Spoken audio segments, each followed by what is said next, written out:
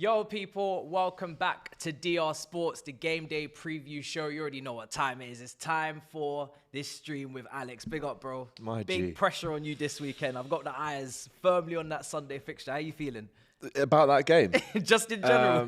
I could do without it, if I'm honest. It seems like every week we're playing someone who is supposed to batter us. So we'll see what happens, man. Let's just remember, though, Matisse, City, in the last 20 years, have won twice at Anfield. You got a good home record, so very good home record. It's their worst record in the Prem. So I'm going to hold on to that.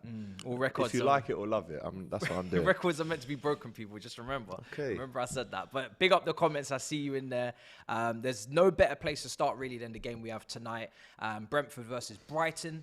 Very interesting fixture, to be fair, because of the football that's being played this season by Brighton. Obviously, they lost last weekend to Tottenham, but they are doing very well, even with the new manager, kind of ripped up the existing structure. Our bad, Chelsea, sorry, apologies.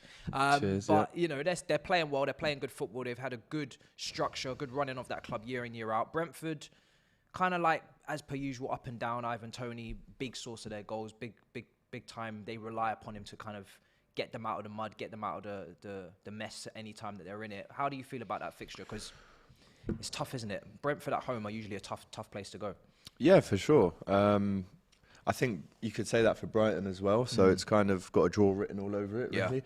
I mean, according to this that I'm looking at, it says the win probability is 30% for Brentford and 42% to Brighton. So let us know if you agree with that in the comments. But looking at the table, Matisse, as a Liverpool fan, we're sandwiched in between these two clubs. So I'm actually hoping for a draw. But even if there is a draw tonight, Liverpool go 11th. And swap places with Brentford. It's mad that you're looking at this.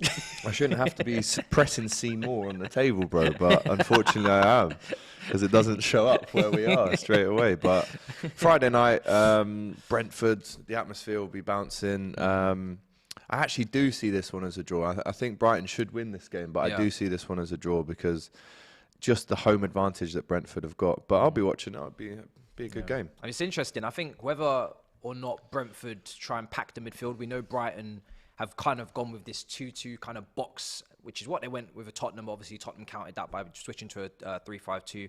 Trossard's on good form. He's been scoring a lot of goals this season. Casado, McAllister, I really like him. Gross. You know I love Alexis McAllister. Yeah. We had a whole... we had a whole segment. Yeah, we did. On Scottish, names. Argentinian / Scottish names, yeah. And also looking like Messi and Ramos at the same time. Yeah, bro, if he gets into that squad... I think he will. Well, if he does, then that is something that he will never forget. I mean, it's Messi's last World Cup, so if there's any squad to get in, if you're an Argentinian, it's this squad. Yeah, 100%. For sure. So, yeah, listen, they've got some great players, and they do play very direct and very... on the front foot. On the front foot, but they're not wide. They're not a wide team. They're very, narrow. That's the word I was looking for, penetrate narrow. The central zones of the pitch. Pause. Yeah. But yeah, listen, 4 wins out of 8 for Brighton. They're 14 points. And if they win this one, then again, they're going to overtake Brighton. Sorry, they're going to overtake Newcastle. They're going to overtake United. They're even going to overtake Chelsea really? Okay. if they win tonight, brother. So you should be worried about it. I'm not looking at the table right now. I'm kind of just letting it be, whatever happens. Do you know what I mean? I'll check it just before the World Cup. Jordan's going 3-1 Brighton. Mustafa's going 2-0 Brighton. So definitely people are favouring Brighton at the moment, but let us know your score predictions down below. So that's the late kickoff. Like I said, it's going to be a tight one. Leicester versus Palace as well is how the Saturday is kicking off on 12:30. We didn't have a 12:30 kickoff last weekend. It was weird. But obviously, I think they moved the Everton versus, was it Man United game? To 7 on Sunday. 7 because of the Europa League fixtures. And obviously, we don't really concern ourselves with that, do we? Thursday? Yeah. No, not well. I might have to soon, but no, we should be good for Thursdays. I don't know, because we've got to get top 4 unless we actually win the Champions League. The confidence levels of a Liverpool fan are absolutely crazy, finished. But yeah, so we didn't have a 12:30 last weekend. Now we do. Leicester versus Palace. Leicester, we already know the situation. Are they at the bottom of the table? Is it at the foot of the table? They desperately need yes, to win. they are, Matisse. 1 win in 5, 4 points on the board. Palace, though, they have been faltering after a really good start. Only 1 win in the last 5, and that came in the last game. So form-wise, Palace come into this with a little bit more. But again, this says 42% win probability to Leicester. Really? And 31% to Palace. I think this is heavily favouring the home team. But in these early kickoffs, you never really can work out what's going to happen.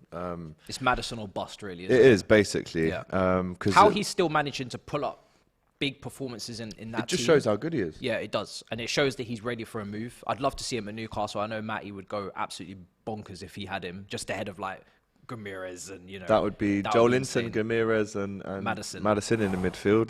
That would be decent. Sorry, Leicester fans, we're just kind of pushing your player they're used to this. You know, they're used to every year. They don't buy anyone, and everyone like us talks about which players are leaving. So they're used to this. 100%. Get those likes up. Let's hit 1K with the likes up as well. Big up your damn selves in the comments. Get your score predictions in for that Leicester game as well. Rodgers under extreme pressure. He though? Well, I keep saying he's under pressure, but every single weekend he just goes on and on and on and on. And it's like, do you know what this reminds me of, bro? To sack him. It's like, with all due respect to Brendan Rodgers, it reminds me of a substitute teacher coming in to teach you, and you know, and they know that they're not up to the job right now. They've got the best out of the class 2 or 3 years ago at SATS, but now it's GCSE. So you're looking to him to get you out of the mud. But he's quite happy and comfortable in his job that he thinks, well, I'm going to basically protest here. I'm just going to carry on. And if they want to get rid of me, they're going to have to pay. Yeah. And I'm not walking away. Of course. Why would you? With that amount of money, you wouldn't. Just sit of course there, not. sit tight, and just hold on. on. Just cross your arms, be like, cool. But who would they? I mean, who would they bring in? I mean, there's Rafa Benitez, maybe. He'd be a great shout, if I'm honest. Probably someone like that, defensively solidify them. And listen, if Rafa Benitez can go to Everton, yeah, then there's no doubt that he could go to Leicester as well, considering what they've won in the last few years. Yeah, beat you in an FA Cup final. Let's not forget about that one. Big up to Tielemans on that strike. But yeah, listen, he's just waiting for the payday. Why do you remember that? Because listen, if you're gonna talk about Liverpool, then obviously you know I've got to bring it up as well. But I just don't think he's really care. I don't think he cares about getting the sack or not, because he knows it's a big payday. I don't think his reputation is going to take a massive hit from this downward spiral at Leicester, considering what he's done for them, missing out on top 4 twice, but 5th place finishes. That's great for Leicester. Let's not forget winning the FA Cup. What he's done, you know, prior to that at Celtic, Liverpool, his managerial career is only on an upward curve from Swansea. So I don't really see how it's going to be massively tarnished from this end period. And I think everybody kind of understands it. They've had an injury crisis with, you know, Justin and Fofana and all these players and DD. And then they've got players that have probably reached their ceiling at the club that are going to run out of contract and are going to leave. So you can make sense of this drop-off. I can, and it does. When you list all the problems out like that, it does make sense. But here's one for you. I read in the week, I think it was yesterday, that Tuchel has declined 2 jobs in the Premier League since he left Chelsea. Probably too disrespectful. If this, Harris in the comments, big up to you, Harris, he says, Matisse, come on, Tuchel would go there. No, he would not. You're trying to rattle me. How do you know, though? Harris, you're trying to rattle me. You know Tuchel wouldn't join Leicester City after managing PSG, Dortmund and Chelsea. Come on, guys. He's going to go to a team. Yeah, but look at Rafa Benitez, Real Madrid, Inter Milan, Liverpool, Everton. Rafa Benitez was kind of, was he not kind of falling in everybody's, you know, like Mourinho, a fallen giant? I don't think Tuchel's a fallen giant. No, he's still on the rise. His stocks are still on the rise. And I understand maybe not taking this job, but you're quite a brave man to turn down work in these turbulent times. I mean, obviously, he got a nice payout. Let's have it right. He's not short of a few quid. Tuchel's just looking at British Gas saying, what are you doing with the rising? Oh, my goodness. Rising, he's thinking, how am I going to heat the house? How am I going to heat this townhouse in Chelsea? If I don't take the Leicester job. Carla with the super chat as well saying, just breaking news out now that Reece James set to miss the World Cup. I am going to politely pray that you are lying and trying to bait me into a trap, because from last that I heard, he was out for a week, and I'm going to just continue to think that. So, yeah, thank you. But we have to read out the super chat. 100%. Yeah. Appreciate the super chat. Sending in 100. I hope you're lying. I'm not too sure what currency that is. Yes, but big up. I mean, it could be £100. It could be a p. Who knows? No, but big up to you, regardless. Clara_Bitsy. There you go. So, yeah, big up the chat. So, yeah, I don't want to imagine Tuchel at Leicester, but apparently England he wouldn't turn down. So, we'll see if Southgate, after the World Cup, if he maybe goes there. Next fixture is Wolves versus Nottingham Forest. 2 teams that need a win as well. Wolves kind of down in the dumps. Nuno could be the new manager. Did you see that report? He could be going back there from whence he came. Obviously, he went to Tottenham for a few months after they realised that they should have hired Conte in the first place. Yeah. And now he could be back at Wolves, where he did a very good job at Wolves. So his reputation, you know, is still somewhat intact, you would assume. And Nottingham Forest, believing in Cooper. I think they gave him a new contract, didn't they? Which I actually rate. Yeah. You know, I do rate that. They have sacked the head of recruitment, though, which isn't a good sign. Yeah. They've said, you can keep your job, but you know what, the guy that brought in these 24 players, he's got to go. Yeah. So there's something to talk about there. But yeah, I mean, Forest, if we look at the form table, 1 win in 9. Both in the relegation zone. Yeah, and Wolves, to be fair, 1 win in 9 as well. No wins in 5 for Forest now, 1 win in 5 for Wolves. The fact that they would be open to bringing back the former manager kind of shows me that there's no one else out there. Yeah. Do you know what I mean? Yeah. It's a bit like having a girlfriend. You go away for 2 or 3 months. You try a couple other bits out. You go to and then you go back. Yeah. You go back to her. You went on holiday, or they went on Sometimes holiday that to Ibiza. Yeah, You know, exactly. Greece, wherever have you will, and then they returned home and they realised it's over. Yeah.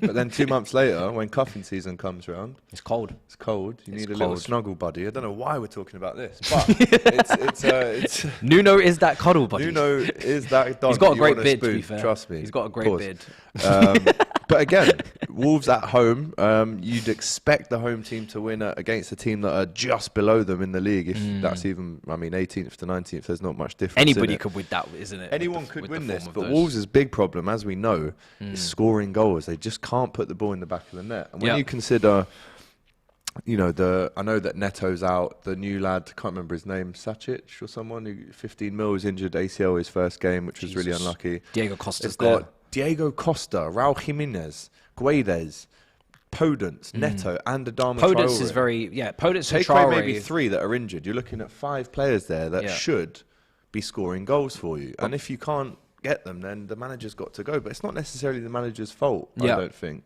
No, I think Podence has always struggled for output. He's always had a bit of flair, a bit of skill, good on the eye, but doesn't have the output. Traore, we know he doesn't have the output finishing-wise. The guy can't finish at all unless it's Man City at the Etihad. And Costa is coming back from Brazil, so we have no idea what condition he's really going to show throughout, but we'll see. The Reece James news is true. As it breaks my heart.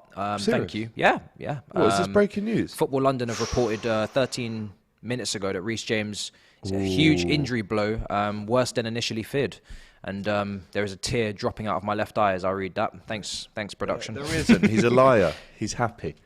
No, that is massive news if true. We're taking a deep breath there. Chelsea and England suffer a huge blow with Reece James' injury worse than initially feared. He walked off the pitch, so we kind of thought, well, maybe this is a 3 or 4 weeker. He had a great game, actually. 1 week. Yeah, maybe even 1 week. But now it looks like he might need surgery. And with the World Cup being just over a month's time, is there time for him to come back, get fit, and still be selected? Who knows? But the 22-year-old is looking, and then this is obviously, there's the whole Reece James Trent thing. But for me personally, I know, and I can say firmly, without even having to compare them both, that Reece James is an unbelievable player who's only getting better and better. He was incredible, actually, in that game. So if this is true, bro, this is a huge blow. Huge. Humongous. Forget England for a sec. Yeah, for Chelsea. Who's going to play right back now? Probably be Cesar. I think Azpilicueta you could look at, but I think also Trevor Chalobah could play as a right back, maybe in a back 4, maybe as an option. Utility man, yeah, or Ruben Loftus-Cheek as a wing back. I don't know. This is horrendous news. I'm going to just move on. It's interesting I don't want to contemplate this. And I would have done the same thing. Like if that was Trent, I would have said, no, don't believe what you're saying. But we've actually got it up here on the screen, so looking bad for Chelsea. Yeah. Those further scans have come up with some extra information. It would seem. right back's injured right now. Yeah. Walker, Trent, James. Who's next? Trippier. Find out tomorrow. Not get injured, man. Yeah, Jesus. Find out next time. Yeah. Find out next time. It looks like Carl Walker-Peters will be drafted in soon, as well as Kevin Trippier for the World Cup. Might be having to get Tariq Lamptey back from Ghana. Can you imagine? I don't think Ghana Little qualified, cash did they? offer. Did Ghana qualify? I think they did, actually. I'm not they? even sure. I know Nigeria didn't qualify, and I've been making them. Bro, Ghana have got some ballers now. They do. You know? Yeah. I don't think they did, to be fair. But if they didn't, Tariq, let us know. They did. They did? They did. Oh, well, then we're That's screwed. poor from us. Yeah, we sorry should about know that. We're absolutely screwed. Ben White, right back, saying Daz in the comments. He's in good form. And yeah, Fulham versus Bournemouth is next up on our list. Listen, Fulham started the season very, very promising. Obviously, Mitrovic, really, really strong start. He is much like Tony, the guy that they're looking to for the goals, the guy that they're going to be leaning upon to do the business. But they've looked good this season, Fulham, at the beginning. I think, where are they in the table now? Have they tailed off potentially just a smidge? Well, they started off so well, but they're actually still above Liverpool, but they've only got 2 wins in 5. They lost the last 2. Yeah. One was obviously a battering at home to Newcastle. Chalobah got sent off. Yeah. Do you know what? I don't think Fulham fans can grumble at all with where they are in the table right now. I mean, 11 points, 3 wins out of 9. That's a 33% win rate. If you carry that on for the rest of the season, you're looking at you're looking at mid-table. Yeah. And these, let's not forget, Fulham and Bournemouth are 2 teams that 90% of football experts, pundits, whatever you want to call it, had to go down instantly, bro. So big up to Fulham and Bournemouth, because again, it's a very similar record to Fulham. Bournemouth without a loss in the last 5. So do you know what? Since we beat them 9-0 at Anfield, they've won more games than us in the Premier League. Who would have thought that? Yeah, that is insane, to be fair. And you're still hurt about Reece James, I am. I can tell. Your head's not in this now. His head's gone. I can feel it from here, man. I think this game is hard to call, to be honest. It's very difficult to call this one. I'm looking at the 2 teams. They're both in a strong position in the Premier League. Bournemouth are unbeaten in a while. That tells me that there's a loss probably coming, just on the balance of things. It's tough. Who would you predict for that one? I'd probably maybe lean towards home advantage, Craven Cottage, just 3 p.m. about kickoff. Yeah, Mitrovic. Just about. I mean, whoever wins goes above the opposing team in the table. So I guess it is what you would call a mid-table clash. I am going to go for Fulham. I mean, I shouldn't really, looking at the form. No wins, as we said, in 3 for them and no losses in 5 for Bournemouth. But I just think Fulham are going to do this. And if you ask me the reasonings why, I couldn't tell you. Mitrovic up front is obviously always a reason, a valid one at that. But I'm going for a Fulham win here. And again, I never thought I'd say this, but if Fulham win that game, then they go 4 points clear of Liverpool. Bloody hell. Honestly, by the time we start this game on Sunday, we could be firmly 12th. Yeah. A lot of pressure. Yeah. Yeah. Yeah. I had to do that, sorry. Honestly, now I'm feeling it. I'm still stressed about Reece James. You're stressed about your position. We're screwed. The super chat here from RY25_96. He says, Reece James might miss the World Cup. Thank you. Yeah, big up your damn selves. Notification on my phone as well. So.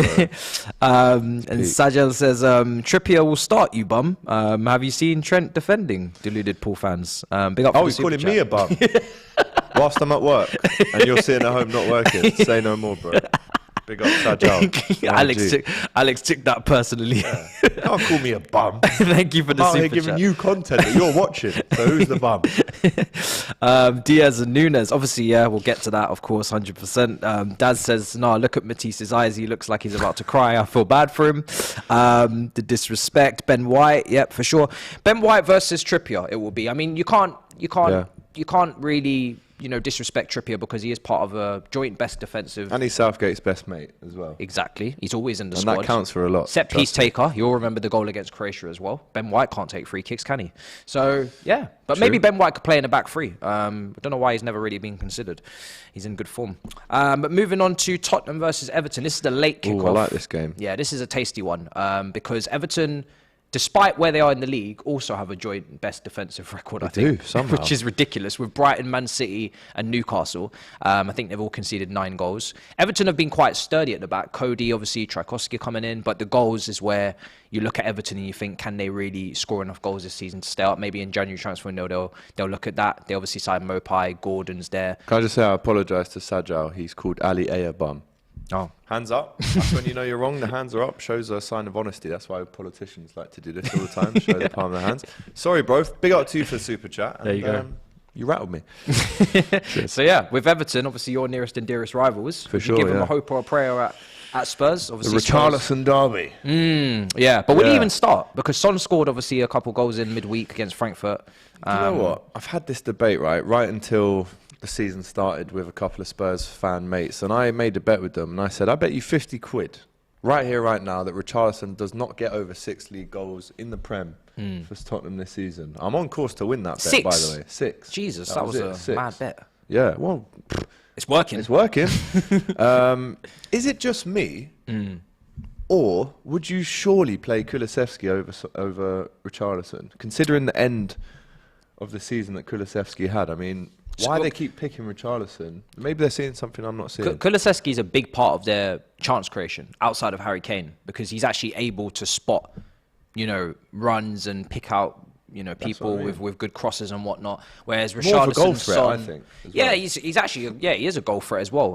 Cutting in on that left foot, he gives them 8 goals last season. Yeah, gives them a different dimension. Him and Diaz were kind of going toe to toe for signing of January, the best signing in January. Obviously, Bruno Guimaraes should have got a mention as well. Yep. But I think when it comes down to them, you look at Son and Richarlison. I'd say Richarlison probably has impacted the Tottenham team a bit more than Son this season. I know Son's had 2, maybe 3 good games midweek, Leicester, maybe the first game of the season, I can't remember, but he hasn't been great in general play. We saw that against Arsenal. He missed the opportunity to play a few people in. Richarlison's at least brought that work rate, and he's kind of brought that energy to the team when he's come off the bench. So I'd say it's between them two to start, and I would agree with you that Kulusevski should probably I think he's still injured. Mustafa is telling us in the comments. Oh, he's still injured? But even if he wasn't injured, for me, Kulusevski starts over Richarlison. Well, if he's still injured, then I guess he will be out. But he was meant to be back for this game, as they were saying, Tottenham fans. But maybe just too soon. Gordon's out as well, the comments are saying as well. That really reduces their goal threat even yellows. More. Yeah, I mean, for me, if they don't have Gordon, he was going on a decent run of scoring goals. Maupay, I don't really rate highly to rack in the goals. I think his finishing's a bit erratic. Calvert-Lewin's back now? Calvert-Lewin's back, but we haven't seen the real Calvert-Lewin for a year? No. 2 years? I don't know. I can't remember the last time he was... Maybe Carlo Ancelotti was the last time he was playing well, isn't it? I think he scored 16 in that season in 2021. Yeah. Was getting talked up to obviously play for England, and then it just fell off through injury or through just going out of favour, really. I know he got a lot of stick for how he dresses, etc. It shouldn't be a part of it, but no, I think he's if he can listen, if he's fit, you play him over anyone else, I would say. I mean, Neil Maupay, with all due respect, isn't a Dominic Calvert-Lewin. No, when he's fit. When he's fit and firing, if and when. Apparently, Conte said that Kulusevski should be available. So who are we believing here? Have that comments. Yeah, Mustafa. I told you he was available. Honestly, guys are you're sending me left and right. You're sending me all over the place. Do you know who I do like at Everton is Onana, their midfielder that they signed. I like him as well. He looks good. I don't know why West Ham didn't go for him. I mean, they were going for him, and then they decided to, at the last minute, kind of pull out of the deal. But he looks like a good player. When I've watched him, he looks good. He looks decent. He does, and I think on the Cop TV, a couple of comments the other day were saying that we should have gone in for him. Really? Did you know this for a fact, bro? And this is what grinds my gears. Since 2019, since we've won the Champions League, guess how many midfielders we've signed? Well, I'd say Carvalho, and that's it, isn't it? No, Thiago? He's like a winger. Oh, he's a winger. Central midfielders. Thiago. And Arthur Melo, bro. Oh yeah, him. He's injured. That is just... Anyway, we'll get on to Liverpool. That's mad. Yeah. But that's poor. But yeah, Onana, looking good, man. Looking very good. But again, Tottenham away, no matter who you are, that's even for Man City, that's a very difficult game. I just don't see...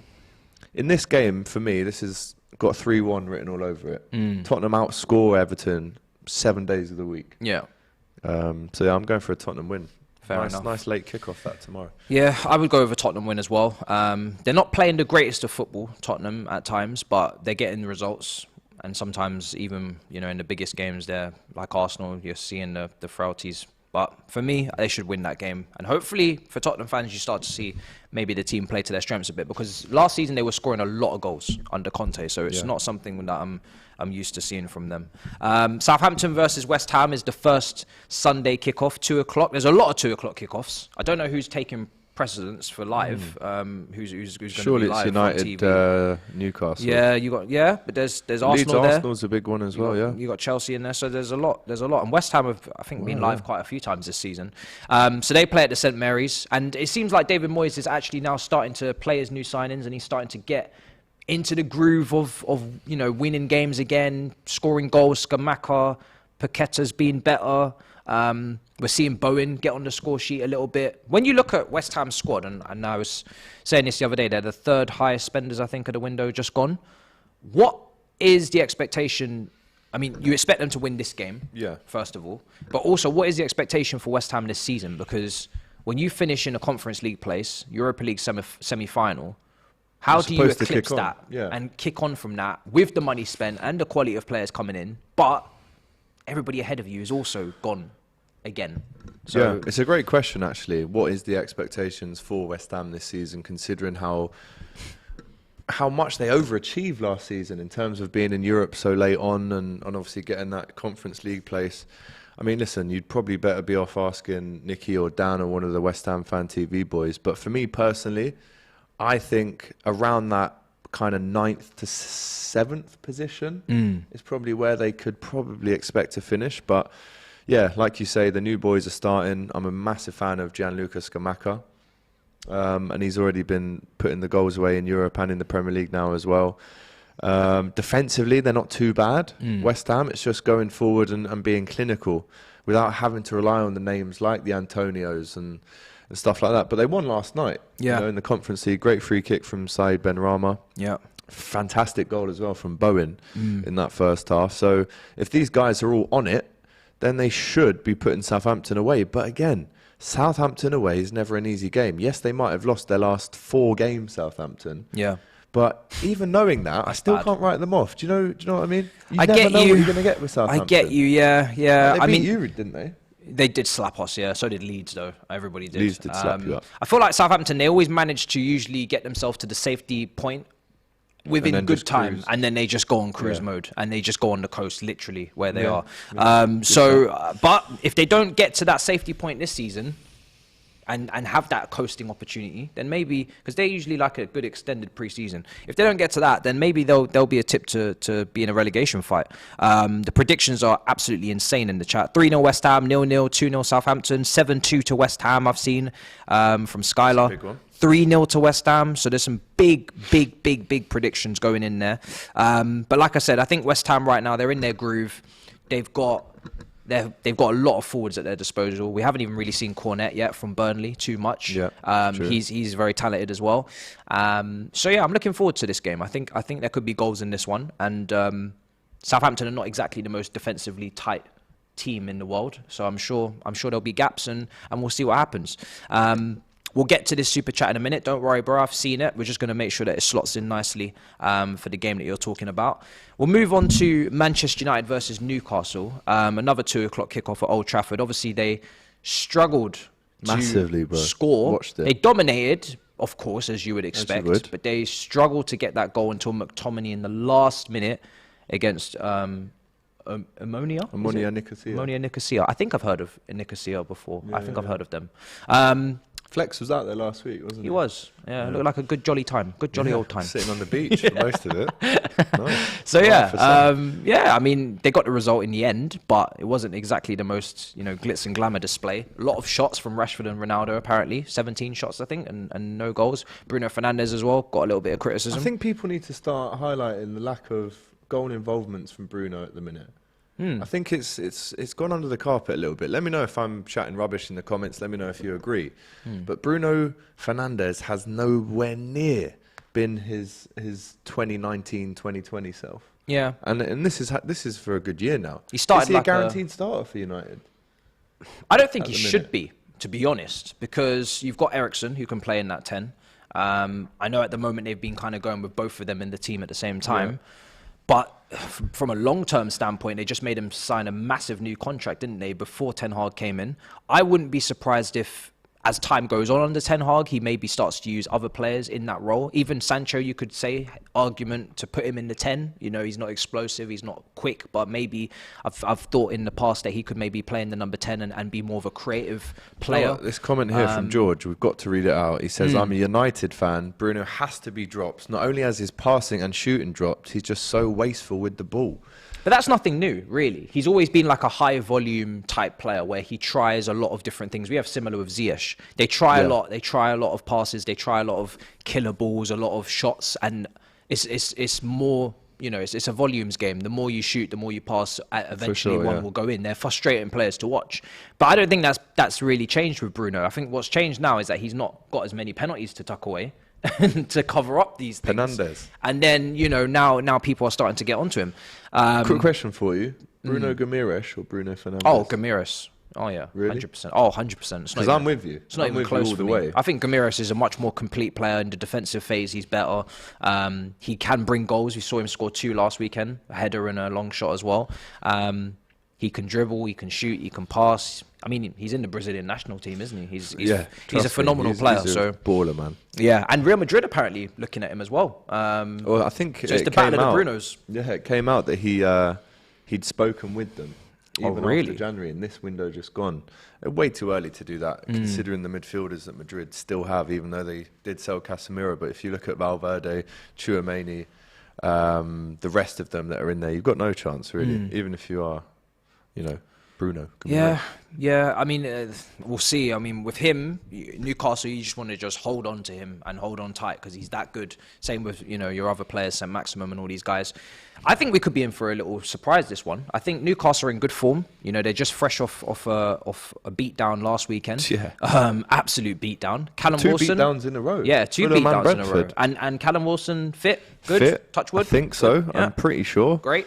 Alexander Isak, I'm not sure if he's involved. I want to see more of him. I saw him score on his debut at Anfield, and I was really impressed with him. He could have had 2, actually. One was very close to being onside. But again, if Newcastle win this, they go above United into that 5th position, and maybe even 4th if Chelsea slip up as well. So Newcastle right now, after a start where you, me, and everyone else on the Saturday football show were waiting for a bit more, and it was underwhelming, like you say. They've actually, not lost in 4 now, and they're looking good. And this is a really good comment from Omar. Almiron playing really well. He is, man. Scored a cracker of a goal, I think, maybe a couple weeks ago. Isak Jack not Grealish, available. what are you saying? Yeah, Gucci headband fight soon to come from him and Maximum. Gucci gang. Eddie Howe has confirmed that Alexander Isak is not available. Yeah, there was some murmurs and some rumours that he wouldn't be available for this game, which is a shame because I would have liked to have seen him in the front 3 there. Callum Wilson maybe could go to the World Cup. Almiron in good form. He's a goal scorer. That is a massive. Listen, whenever he plays, he scores, mate. He's like Ivan Toney. Whenever he plays, he scores. So England could definitely never say no to goals. For sure. Finishing like that. For sure. If he's fit, I wouldn't rule him out. He could sneak his way in. In terms of, I don't think Tammy Abraham's having the greatest season of his life right now. So I think that position could be up for grabs. You got Kane, Ivan Toney, Callum Wilson. Yeah. That 3. Newcastle fans, I want to know, I know there's a lot of them in the chat. Big up to Tendi Item, who is a DR Sports member. He's saying Almiron over Grealish. But the lack of appearances for Isaac, is that starting to worry Newcastle fans? The reason you bought Isaac was to replace or cover for Callum Wilson, who is injured a lot as well. Now it seems that he's playing a lot and Isaac is the one that's injured. So are you concerned at all by the lack of playing time? From what we've seen from him so far, he's been brilliant. But he's probably only played about a quarter of the games available since he's joined. Yeah. And like you said, got off such a good start as well. So it's a shame. Man. Someone says, don't forget about Danny Welbeck. I don't think he'll make a resurgence. Welbeck, he says. He has been doing it for Brighton. Is this for England? Yeah. Oh. With all due respect to Mr. Welbeck, I think for this conversation, we can forget him for that. I think that the times, it's not 2015. But yeah, it's not 2014-15 anymore. Big up to Danny, though. Manchester United versus Newcastle. Let us know your score predictions. I think Newcastle will minimum get something out of that game, maybe a point. They're well organised. They've got a lot of threats in different areas. I think they'll be good. Yeah. Man United are kind of iffy at the moment. Leeds versus Arsenal. Big game. Gives me a great opportunity to pull up this super chat here. He says, gents, I'm really happy we played the kids against Bodo. Obviously, Arsenal played in the Europa League there yesterday. No disrespect, but Leeds away will be an even harder game than our last 2 games. Chelsea lost 3-0 there. I think Paul will beat City 3-2. Come on, you Gunners. Big up to you. Big up, bro. I see you in there. Leeds Arsenal. I mean, Arsenal are on a roll. It has to be said. They can't stop winning. They have some sort of addiction right now to winning. I would love if you guys could take some medication and stop that for a moment. Or just the referee give a penalty when it should be a penalty and call an offside. Salty. All the technology's working this week. Somebody's got some salt. Consistency, Matisse. What in the salt is this? So yeah, I mean, they're winning a lot of games, obviously at your expense as well. And it doesn't seem like it's going to end. But all good runs have to come to an end. Will it come to an end against Leeds? A team that we know that home crowd is going to be mad. But Arsenal are in a really good habit of scoring early, as you found out. Yeah. 30 seconds. They score, yeah, cheers. they score early, and I think Leeds is the type of atmosphere that they'll absolutely back their boys until they go behind. No, it's like Everton. They're giving it all this before the game, and then as soon as they go 1-0 down, they're booing. So the atmosphere that has to be contained at Leeds, and I think Arsenal have a very good record actually since Leeds have come up into the Prem of going there. I remember in lockdown they pumped them like 4-0 or something like that. So with it being a Sunday kickoff as well, obviously Arsenal are going to be looking at the games the day before. Tottenham obviously play the day before, and they'll have to react whatever happens in those games on Saturday. So if Arsenal can go there and score early, it's going to be a long afternoon for Leeds. But if Leeds score first, even though Arsenal do have that character that we're talking about now, that personality to get back in the game, I think if Leeds score first here, Arsenal could be in trouble. And as the great Nelly Furtado once said, all good things have to come to an end. Yes, they do. And great song, that. Arsenal struggled against Bodo Glimt, is it? I'm not sure what expression's called. Bodo Glimt. I saw Troop saying last night. Glimt. No, it's Bodo. It's Bodo. They won 1-0 last night. Very slim victory. And Troop said on his fan cam with Zar last night that it's the kind of game that last season they would have lost or drew. Okay. So for Arsenal to finish that group top, it's decent. This comment says most teams struggle against Bodo Glimt. The field is small and artificial grass. Yeah, that's fair play. Fair. And really, it's just about going there, getting the points. You don't have to go there and just show off and absolutely smash them. You go get the points and you leave. It's probably not top of the agenda for Arsenal right now. Europa League with the Premier League going so well. Would you bank on them to win this one and keep it moving at the top of the table? I can see them winning this one, getting away out of there with a result. And if you look at what that could mean for Leeds, they could start slipping away. I mean, no win in 5 for Leeds, bro. 9 points on the table, 2 wins out of 8. They need a win as much as Liverpool do, really, in terms of getting their season back on track. They don't want to be in that kind of, 15th to 17th mess that kind of happens towards the end of the season again, because they sneaked their way out of it last time. So Leeds have to win this game, and if they don't, is there a question mark over Jesse Marsch, do you think? I think it's slightly too early. Yeah. No, I'd agree with you. Because he kept them up. Just a question. Yeah, he kept them up. They had a great game against us when we played them, like was mentioned earlier, with the 3-0 win. He's got them completely changed to what we saw with Bielsa, which was a really, really open team and really had no cares for defending whatsoever. I like what he's done, when he's brought in Tyler Adams and, he's brought in all of these new players, and I think it's going to take some time. But really, I think what is the mandate for Leeds again is probably to stay in the division. I don't think it's to do much more than that. Obviously, they lost Rafinha, they lost Calvin Phillips, they've lost some key players. Bamford's, been injured for a while ages. Cooper's been injured for ages. Yeah, so I think with Leeds, you kind of just have to. What is it? Second season in the Premier League, is it, or third? Third now. Third now on the bounce. Third now. Yeah, it's just about solidifying, I think, and remaining part of the Premier League fun. I think this season, and if you are a Leeds fan, let us know in the comments. But I think this season they'd be happy to stay in the race in terms of being in the Premier League, and then next season with that pre-season with another window involved, you can go again. But I think for this season, when you consider the likes of Rafinha going, Calvin Phillips going, which I think is, and I still stand by it, poor transfer for every party involved. Yeah. For Calvin Phillips. So Leeds will be happy to stay in the league. So far, of course, there's time to change that. But from what I've seen so far, it's not been worth it. I've been called a slightly cooler Steve Urkel. Okay. Is that? Well, I've been called a plastic scouser, so that's better than that, I guess. Big up to you, Sean, for watching. And remember, I do live in Liverpool, so all my family from there. So just watch yourself. Moving on to the next game, Aston Villa versus Chelsea. Yes, you guys have been saying, please talk about the Reece James news. Well, I finally deeped it, and I'm still crying. Internally. Obviously, we remain on camera. Professional. So I am fine. But I am in some pain, and without further ado, let's focus on Aston Villa as well, because Steven Gerrard, your man, your legend. Yeah, the man you tried to sign 3 or 4 times. Yes. We would have happily taken him if you guys didn't egg his house. 1, you didn't pay enough. 2, I think that was a bit worse than egging his house. But yeah. I tried to keep it professional, you know what I'm saying? But Long yeah, time ago now. with Gerrard, he's under pressure. He was linked with Liverpool for the replacing of Klopp. It doesn't seem to be going that way for him. Now he's not now, but he's a future link. Yeah, it was a future link, but obviously like trajectory-wise, you would have thought that Villa would have been going a bit better for him. He spent a lot of money, brought in Coutinho, brought in all of these big names. Buendia, who was linked with Arsenal. Leon Bailey's there, highly rated from the German league. Danny Ings, Watkins, we can go on, and yet. Lackluster, underwhelming, and potentially we could be sacking him on Sunday. I don't know. What do you think? Ooh, that is a very bold shout from Matisse. Do you know what? Obviously, you're a Chelsea fan, so you are going to say all that. Yeah. I've got a feeling that this is the day that we see that Coutinho masterclass, that Leon Bailey masterclass, that Watkins/Ings masterclass, Buendia. I think this is the time for Villa, man. And call me deluded. Probably people are doing that without me asking to.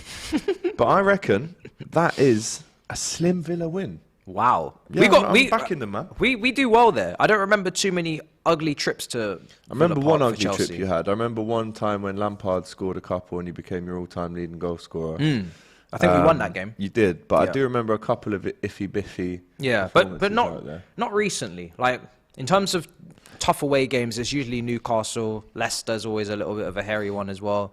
Bournemouth. But Aston Villa's been a happy travelling ground for us. But I am wary of the fact that their home record isn't as bad as their league position looks. It's mainly away that they've been losing their games. Home turf is still fairly decent.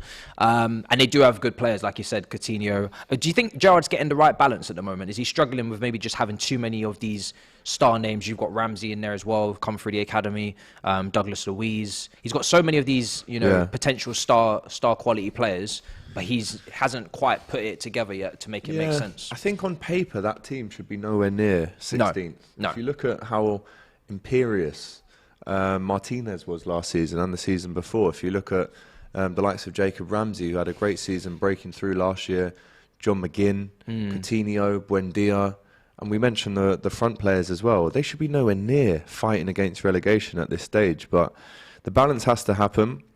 But I do think that one of these days we are going to see all of this work. And I've just got a funny feeling that it's Sunday. Will it be with Gerrard at the helm? Well, if they win on Sunday, I doubt they're going to sack him on Sunday as well. We've seen stranger things in football. The question is, and I guess Rafa Benitez's name could be thrown into this as well, it's who do you replace him with at this time in the season, or do you just get through to the World Cup and then have a big thing then with that time? I keep throwing Poch's name out for everything. I can't lie. Big club, but I'll use your own logic. After PSG, fair. Is he going to go there? You said the same with Tuchel. The only thing I'd say is a bit different is the fact that I think Poch's track record of going to clubs that are about to build. Is that his level then? No, I wouldn't say. Should he be getting what we call a massive job again then? I wouldn't say massive. I'd say round about where Tottenham are, or where they were when he got them, and that Europa League, maybe even Newcastle kind of, that kind of level where you're just about to crack into Europe. I'd say that would be more his level. But with what Aston Villa have money-wise, and this is the difference with Leicester, I don't think financially they have that backing and that same trajectory. Well, they should have that same trajectory with the money they've spent. Whereas Leicester, contracts are running out, people are leaving. It doesn't really feel like a big, rise is coming. Whereas Villa, I think if a manager like Poch was to get a hold of that team, and with that money, I think they could start looking like they could crack into the top 8 if they got it right. So, but we'll see. With Chelsea, obviously, we're just fresh off a win against AC Milan, against 10 men, but, impressive, man. It is what it is. You go to a classic, historic stadium like the San Siro and you take a win. I'm more than happy to take that. More than you can believe. I'm happy, man. Aubameyang scoring, Mason Mount's playing brilliant, got man the match in 45 minutes. It'll be interesting to see what Potter does in terms of just formation, system as always. He's always changing things up, who he plays, who he doesn't. Obviously, Reece James is out. That is the big news, and it's extended period of time. But we knew he was going to be out for this game anyway, so we just have to adapt to that. And hopefully we take the win, but we'll have to see. Is that a super chat there? It is from Nikhil again. He reckons 4-2 to Chelsea. Gerrard will get it right eventually, and I agree Villa should at least aim for top 8. Rafa passed his best in terms of bringing him in as a potential replacement if they do decide to move on Stevie G. This comment from Skylar saying Unai Emery could do a good job at Villa. It's an interesting shout. Unai Emery, underrated. Underrated. Won Villarreal their first ever trophy last year. Massively impressed by what he's done there. And I guess, eventually you will have to move on from Villarreal if you want to get back into the Prem. And that could be a good job for him. I could actually see him there. 100%. What happened to Reece James, Jim? He has just extended his injury, I guess. So unfortunate for us, but it is what it is. 6 to 8 weeks, man. Yeah, 6 to 8 weeks. It's painful times. And obviously Kante extended injury as well, so he won't be anywhere near the team anytime soon. On to our big game. The one that you are sweating about. I can see the drip on the... No, that's just my clothes. See, I set him up and he knocked out the park. On sale now, actually. Luchito's way. You have to these things around. You have to commend the partnership, right? It's like Anelka and Drogba up top. Trust me, it's unbelievable. Seamless. Are you nervous? Because you guys won 7-1 at midweek. Salah did his thing. Is he back? Sorry, are you just saying that like it's a normal thing? You guys won... We went away in the Champions League. Forget who it was against for 1 second. I didn't even know you won 7-1 until I checked the score. I'm not going to lie. Wow, you should maybe watch our game. You might learn some shit. Yeah, I think there's a slight confidence booster after that. There must be, considering the fact that before that we're all talking about how poor Salah's been. Bang, quickest, fastest Champions League hat-trick of all time. In 5 minutes, 12 seconds or something. That's ridiculous. And, by the way, there was 3 subs made by Rangers in between the first and the second and third goals. Really? So the ball was actually in play for 2 minutes, 36 seconds. Jesus. I think he's angry. Salah was averaging a goal every 70 seconds for 3 minutes. That's ridiculous. It reminds me of the Lewandowski. Do you remember when he did that in the Bundesliga? That was he scored 4 in 11. Yeah, something like that. Something crazy. 5. Did he score 5? 5. I think it was 5. I think did he not come off the bench and do that as well? Yeah. The madman. Yeah, insane. But yeah, unbelievable, man. So a little bit of a confidence booster after that. We didn't expect to see that. But do you know what? There's so many positives from that game. It's almost difficult to point one out because the first goal, Bobby, really important. Second goal, Bobby again, which kind of cements him as our best player so far this season. Then Darwin scores. And you're thinking, wow, can't really get much better than this. And then Salah comes on, scores a hat-trick. And then you're thinking, wow, this is unbelievable. And then Harvey Elliott scores his first goal in the Champions League as well. So big confidence boost for everyone. Joe Gomez did really well at right back. Konate starting again for Liverpool now. And who knows? And I would never say that I wouldn't ever want Trent to be available for Liverpool. But who knows? Could this be a slight blessing in disguise? Because we know Gomez is defensively more astute than Trent. I think that's clear to say. Yeah. But he also got an assist the other night. So he's shown us that he can do both. And obviously Diaz is injured. Massive loss for Liverpool. But suppose that gives a place to Jota. We can play Firmino behind Nunez and Salah. So you're getting 4 really good strikers in there against City, who, let's not forget, 2 wins in 20 years at Anfield. But they are obviously on fire right now. Do you want to get 4 strikers in against City? Or do you want to pack the midfield and be a little bit more conservative and be a little bit more... We've got to go for it though, bro. But if you go for it, you have to win, but you cannot lose, as they say. You know, as Mourinho said, for sure, we cannot lose. For sure. And if you guys open up against Man City at home and you give space to Haaland in behind with your massive high line, and he's obviously a train and he runs, and he steams and he choo-choos and he goes and he scores. And De Bruyne picks him out and Bernardo picks him out and Foden's running off of him. And your defence is leaking the chances that it's been leaking over the course of the season, which is a lot of chances, way too many chances. Are you on course for not only conceding too early, which is what happened to Man United, but then getting absolutely slapped? Well, there is that opportunity to happen. I did a preview last night on the Klopp TV, which we can go back and watch with City Extra Lewis. And I said, this is the kind of game where we either win 2-1, draw 3-3, or lose 4-0. Do you understand what I'm saying? I do. That is ridiculous. That's what I think it will happen. Any of them scores could happen, but the interesting thing for me is Virgil van Dijk still hasn't lost a game at Anfield for Liverpool in the Premier League. The only time he's ever lost at Anfield in the Premier League is for Southampton when they came to Anfield. Record. So that could be broken, and obviously we haven't lost with fans in the stadium for like 5 years. 5.5 years. You see all these records, guys, they have to be broken. Well, maybe they do. They have to be broken. But I've listen, heard these records a lot. It's more hope, if I'm honest, bro. Like looking at expectation. Haaland, looking at... And the midfield is a key battle for me. Do we play that 4 up front and sacrifice someone in the midfield? Is almost suicide, really. I wouldn't. And especially when you're Because if you get outnumbered in midfield, those attackers may not see the ball. That's it. No one's going to give them the ball. Yeah. So when you've got De Bruyne, Bernardo, and Rodri in the midfield compared to potentially Henderson and Thiago, I mean, it's one of them, bro. It could be a long evening. But listen, of course I'm hopeful. Why wouldn't I be? We're at Anfield. This is Liverpool Football Club, let's not forget. I don't want to sound like Gary Neville, but... You know, this is Liverpool. Of course, it wouldn't surprise me massively if we won this game. That's how it could go. No Kyle Walker for City.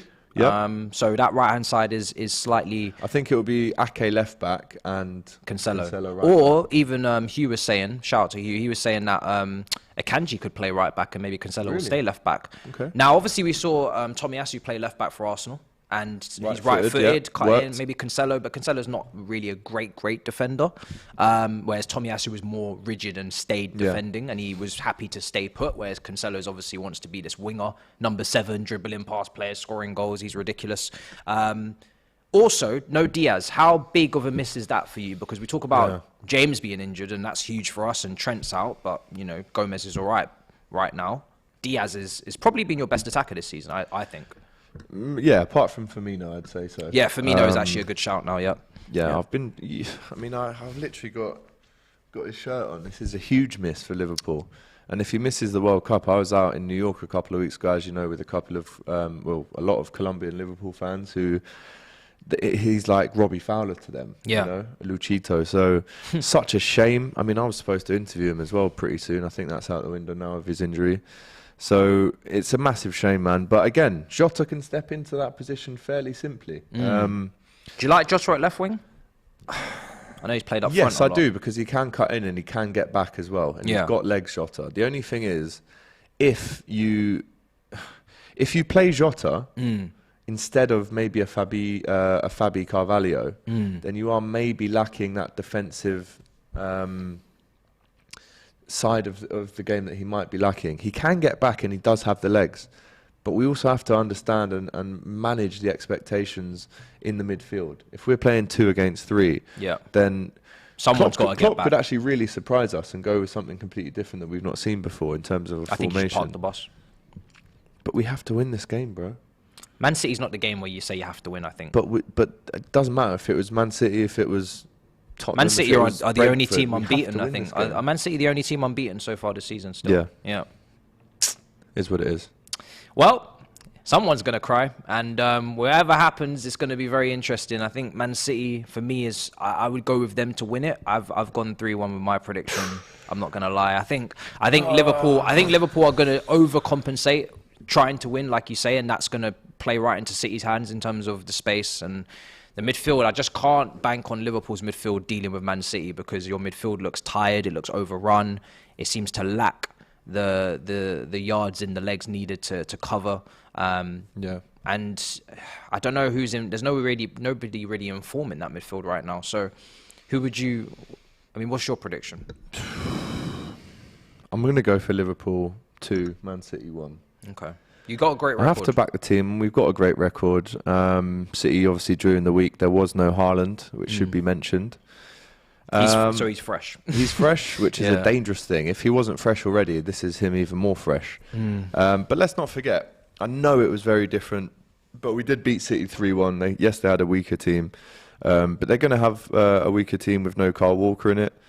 And we're going to have a weaker team as well. So it's just going to be an old-fashioned shootout. It could even be a 2-2 draw, as it has been the last 2 times we've played City. But I've got to back my team here. I have to go for a Liverpool win. You do need to win, 100%. The table does not lie. Carla says, Liverpool 1, Manchester City 5, Van Dijk first loss at Anfield. Cheers. Brilliant. So Liverpool do need a win. I can see your comments in the comment section there. Some people are going 2-2, 3-2 to City, 4-0 to City, 4-1 to City.